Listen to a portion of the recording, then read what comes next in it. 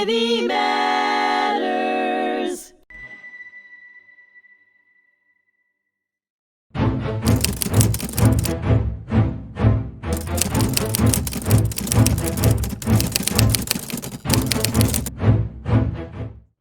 Hello and welcome to History Repeats. I'm your host, Liam Carballal. Joining me today is an old friend of mine, Russell C. Hey, Russell. How are you? Good to see you.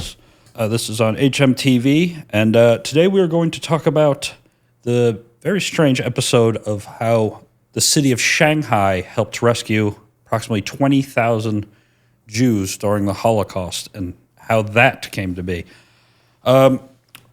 Russell, what's your background? You're a history teacher, right? I am, yeah. I'm a special education social studies teacher. Oh, okay. Obviously, we met in college. I was a U.S. history focus, but now I teach mostly global history. Funny enough, we met, I think, during a Chinese history We class. did, yeah. All right. I think that might actually be a good place to start. Can you speak about the Opium Wars, the treaty ports particularly, or anything? Sure, you want me to just start with the introduction of the wars? Yeah, sure. Sure. So there was the trade imbalance in between the British and the Chinese of the British buying way more than they're selling. So they're looking for a way to balance it out and make a little bit more money. More tea than they... Exactly. So they start pushing opium into China in order to correct that balance, much to the chagrin, of course, of the Chinese, knowing that opium is illegal in the British Empire. Yep. But the Chinese at the time, of course, can't compete militarily with the British. That kind of allows the British to run rampant within China, if you want. Yeah. And as part of the treaty that ends that, the Treaty of Nanjing, they one of the things is that the Chinese sign over 5 ports to allow the British.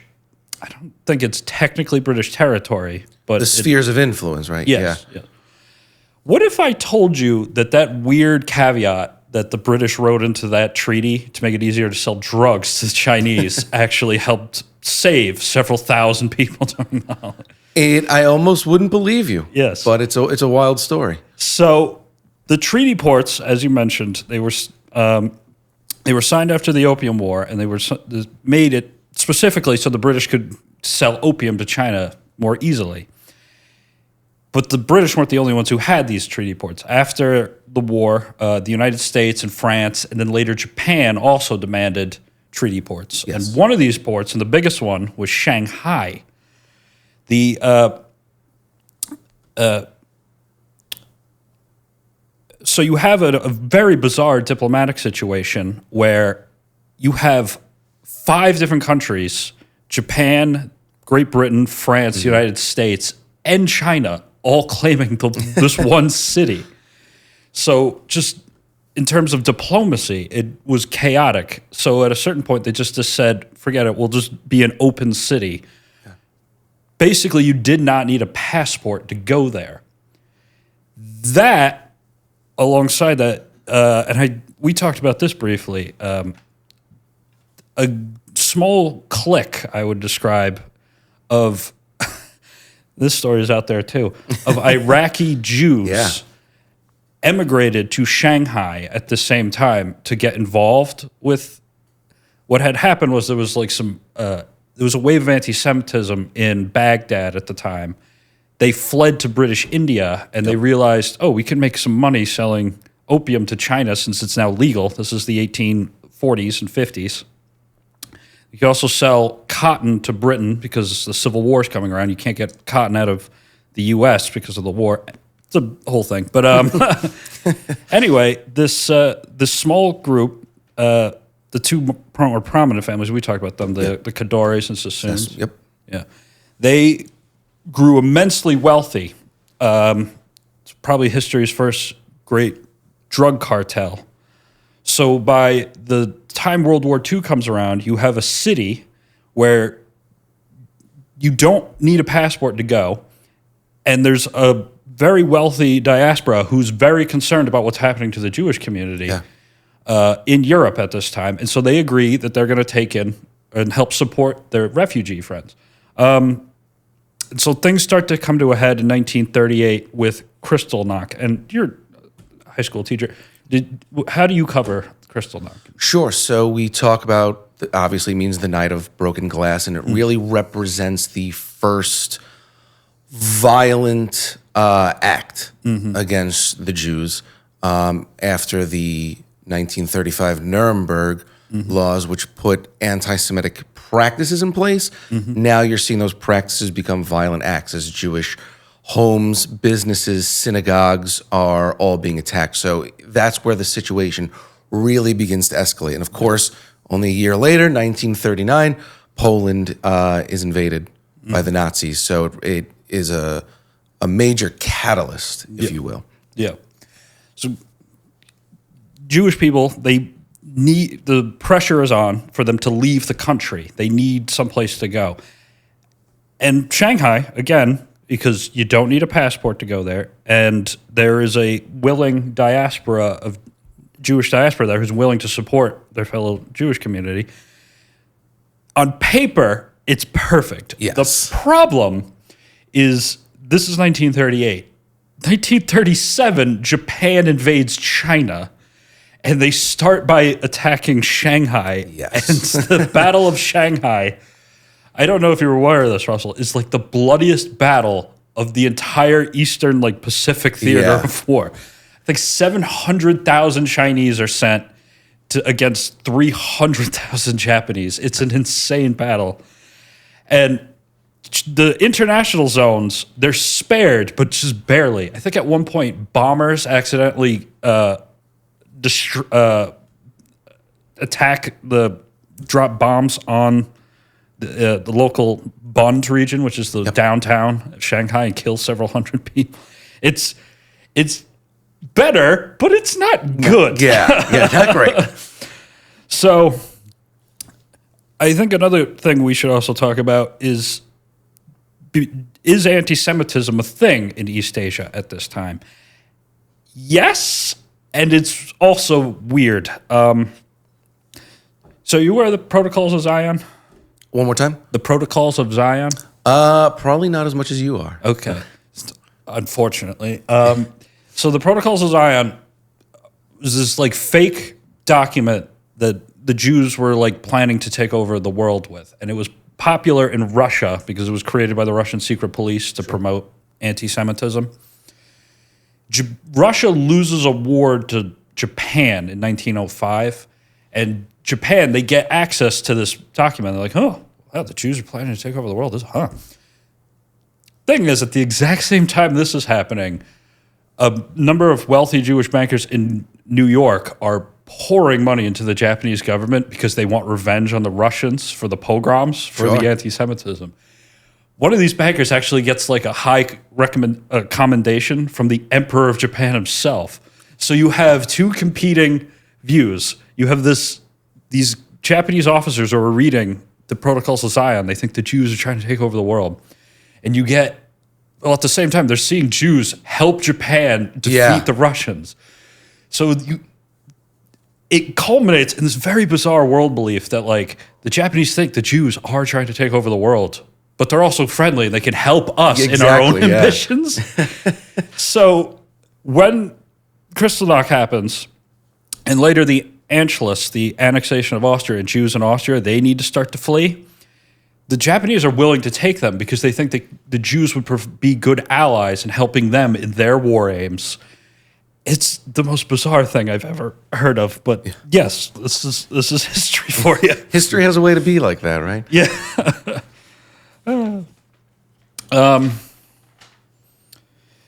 It's also important, again, to point out, Shanghai is not a good... It's safer, but there's still problems. For one thing, because you have this border region between Japan and China, in the Shanghai international zones, like these foreign settlements, Japan can't enter them, but like spies can. And so we have accounts from the time of people like finding just dead bodies, and there's bombings in the city between like spies of the nationalist Chinese and the Japanese government and communists. It's crazy. It's very tumultuous. Do you cover the Chinese Civil War at all? Yeah. We do. We talk about the issues plaguing China, plaguing Chinese society, the rise of Mao, why communism takes root both in Europe, as you talk about Marx and Engels and the Communist Manifesto and the Industrial Revolution, all that, and how it spreads to China. Yeah, that's definitely a big part of what we talk about for sure. Yeah. Well, in China at World War II at this time, there's basically two Chinas. There's arguably a bunch more with the bandits and the warlords and stuff, but the main ones are the communists with Mao and the nationalists with Chiang Kai-shek. Chiang Kai-shek, he is an ally of the United States, technically. That's a good way to put it. In the years leading up to World War II, China is making overtures to Nazi Germany. Yes. They get weapons sales, tanks, cannons. Their officers are trained by the Third Reich. There's a famous picture of this 88th Division. It was like the elite unit of the Nationalist Army. They're wearing German Stahlhelms in the battle against the Japanese. It's it's wild. And so again, Shanghai is better. It's not great. Yes.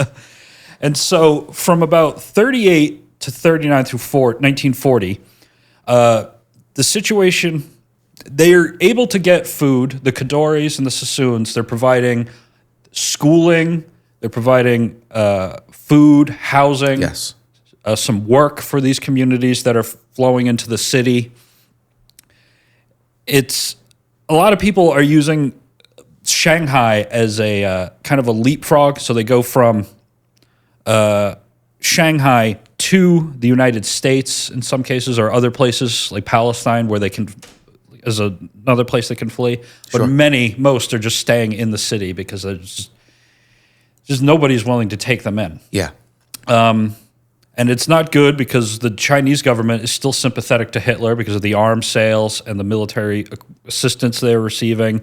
The Japanese are also allies with Germany. Exactly. So it seems like everybody is out to get them. Things start to come to a head in 1941, and things get worse. Japan attacks both the British colonies and the United States. They bomb Pearl Harbor, and they attack the Philippines, and they attack British Malaya. The Kadoories and the Sassoons, they're British citizens, so they have to flee or they get arrested and sent into internment camps. But the Jewish communities in Shanghai at the time, they're not British citizens. In fact, they're citizens of countries that Japan's at war with, so it creates a bit of a diplomatic kerfuffle for the Japanese. On top of that, in 1942, Germany sends 2 SS officers to Shanghai to tell the Japanese, listen, we want the names of these people. Also, if you can, please kill all the Jews. 18,000 Jewish people in Shanghai. And the proposal is like they wanted to put them into a ship and then just sink the ship. Oh, my gosh. Yeah. I'm like, and even the Japanese, who had just committed their own war crimes against the Chinese, are like, what is wrong with these people? Yeah. They even asked the Jews, like, what did they do? What did you do to piss them off? And they're like, nothing. We're just us. Exactly. It is an insane situation. The Japanese don't do that. Yes. Fortunately. They decide to put all the refugees into a ghetto. Yes. The Hongkou ghetto. Have you done more other readings on this, or what? Not terribly much. Leading up to this, I did read about the ghettoization of the Jews around one of the synagogues in Shanghai. Yeah, and I saw that the Sassoons and the Kadoories, used their wealth to kind of help their almost like put off the Japanese and be like, we can, you work with us and we'll help them out, which is why part of their story in terms of saving all those thousands of Jews is really remarkable. Something that definitely needs to be talked about way more. Yeah, it is a fascinating story. Yeah. So the thing is, this is not a death camp. This is not a concentration camp. Yeah. This is not even an internment camp. It's a ghetto. Yes. So the communities that live there, they can move back and forth. They can go to work. It's not, again, it's never good. And we have, like, I've seen interviews of people who went there. They have memories of people like passing bodies in the streets, especially as bad as it was for many of the Jewish communities. It was worse for the Chinese because they're not getting any assistance. Yeah. So they're surviving, but they're not thriving. Not thriving. Yeah. But as I mentioned, this is just a ghetto, and you can leave if you have the proper paperwork. Yes. And so you get a very interesting story of a guy named Jacob Rosenfeld. Oh, yeah. I had never heard this story. This was new to me also. Yes. For sure. Jacob Rosenfeld, he follows a very similar story to many of the people in this in Shanghai at the time. He is from Austria. He was Jewish. He was a urologist. He gets, in 1938, in late 1938, Germany annexes Austria. Yes. They are both German. Hitler wants to bring all the German peoples together. He immediately gets arrested, and he gets sent to Dachau and then later Buchenwald. Yes. When you teach, do you make a distinction between like the concentration camps and necessarily like the death camps like Auschwitz? Sure. So we don't really go into it terribly by name. Yeah. But we definitely go into the concept of the ideas of concentration camps, labor camps versus, later on the final solution and the death camps. Yeah. So Buchenwald and Dachau, at this point, they're work camps. Yes. They remained so throughout the war. Jacob, he's sent to one of these. He's horribly beaten. He's separated from his family. Yeah. They unfortunately, they die in the concentration camps. And Jacob, he is eventually released under the condition that he leaves the country immediately. And he's like, fine, I'll do whatever. He goes, and he's one of the lucky ones who manages to get sent to Shanghai. Yes. There's another aspect to this too. While many in the Chinese government, they're still friendly to Hitler, and they want to keep him happy because they're supporting. They're somewhat friendly allies. The ambassador to Austria at the time, the Chinese ambassador, was very sympathetic to the plight of the Jews, and he's writing exit visas for as many Jewish people as he can. Jacob is very lucky. He manages to get into Shanghai. But there's not a lot to do. So what do you do when you've just been violently beaten by fascists and your whole family has been arrested, and he doesn't know this, but they die in the camps. So he just has time to think, how can I get revenge on these sons of bitches who just ruined my life? He decides he's going to join one of the local factions fighting the fascists, and the Japanese specifically. He's not going to join the nationalists for obvious reasons. Many Chinese officers were literally trained by the Nazis. Yes. So he decides he's going to join the communists. He joins Mao's Red Army. And he's a urologist, so he has medical training. And at this point, the communists are desperate for anyone with technical skills. Yes. He becomes the chief surgeon of the Red Army. He opens up a little school to help teach other Chinese how to become medics. And he's so good at this, he gets promoted to the rank of general. He's I think even today, recently, Hu Jintao, the former leader of the CCP, he recognized this man as a hero of the Communist Party. And when the war ends, he sticks with the communists until the end of the Chinese Civil War in 1949. He goes to, when the war ends, he goes to try and find his family. Yeah. Unfortunately, he finds out that many of them had died. He's able to reunite with some of them in Israel and in Austria, but at this point, he can't get back into China, so he spends the rest of his life in Israel. It's a fascinating story. As for the rest of the Jewish community in Shanghai, they live to see the end of the war. If you want to know more about the Shanghai International Zone, the movie Empire of the Sun is actually a lot about that. Yeah. And how many of the European community in Shanghai, they fared during World War II. There are some problems with it, but it's a very entertaining movie. Steven Spielberg. So Russell, is there anything else we should?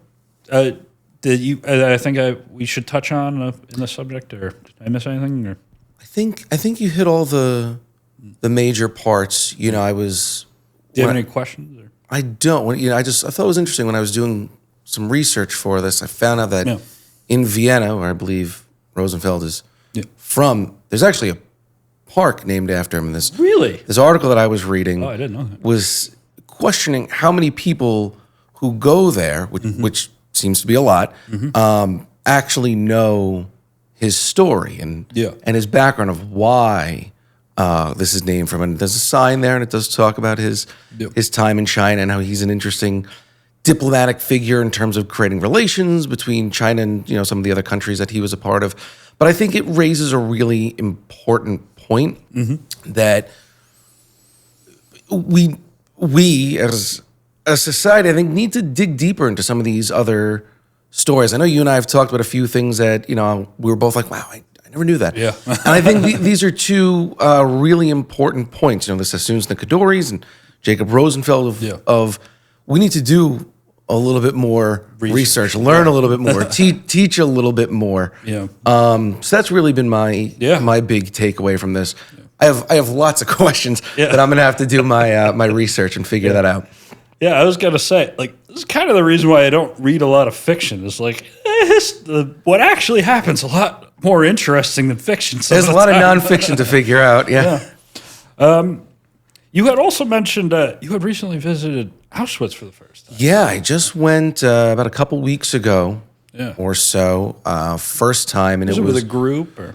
It was. Yeah, I was over there partly on vacation, and there was a big contingent of Americans who all wanted to go. We'd never been, and it was interesting to be there in terms of a place that you've read so much about and learned so much about, and to finally be there was obviously powerful, but it really is, especially with this being the 80th anniversary of the liberation of the camp. I think it's more timely than ever to learn about it and talk about it, but it's a really powerful place. And I think as not you, but as a general right, look to learn more and dig more, I think if you're able to make those kinds of,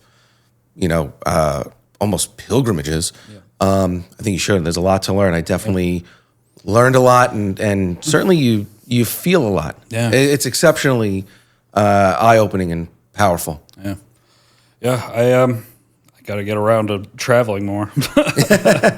We also had spent some time in the Krakow ghetto, which obviously now is not like a ghettoized place, if you will. But to be there, and is there still a Jewish community in Krakow? Or yes, I don't think it's as obviously as big as it once was. That's why Poland was so heavily targeted. But there's a lot of acknowledgement of who was there, what happened. Some pretty big memorials. And so, to see it and to realize what went on there, it's a beautiful place, but you find yourself saying it's beautiful, but, and it was definitely powerful. I highly recommend, if you can't go, read up, do some, Google Earth Street View things and see, and see what's there if you can, because it's amazing. It's important. All right. Russell, it's always good to have you. Always a pleasure to see you. All right. Thank you for tuning in to this episode of History Repeats on HMTV. Stay tuned till next time.